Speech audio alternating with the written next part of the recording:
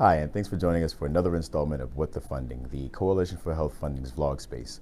My name is David Eaton, and today I'll spend 2 minutes discussing where we are in the FY20 appropriations process as we enter the final week of June. So far, the House has done quite well sticking to the plan laid out by House Majority Leader Steny Hoyer, who said he'd like to see all 12 spending bills move across the House floor before the end of the month of June.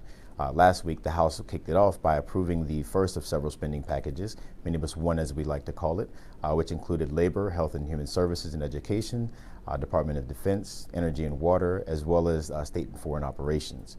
Up next is Minibus 2, which will cover commerce, justice and science, agriculture, FDA, interior environment, as well as transportation, housing and urban development, and military construction, veterans affairs.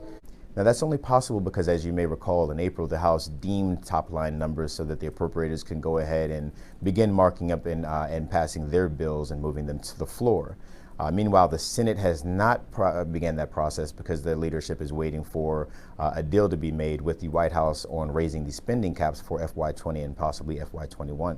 Senate Appropriations Chairman Richard Shelby said in the absence of a budget cap deal before July 1, he'll go ahead and deem those top-line numbers as the House did as to allow his appropriators to go ahead and begin marking up their bills when they return from the July 4 recess. Now, he said that he would set those numbers slightly lower than what he would expect would come out of a budget caps deal so that in the event that a deal is made in the near future, they can go ahead and raise the spending amounts that they have in those appropriations bills instead of lowering them and taking away from programs.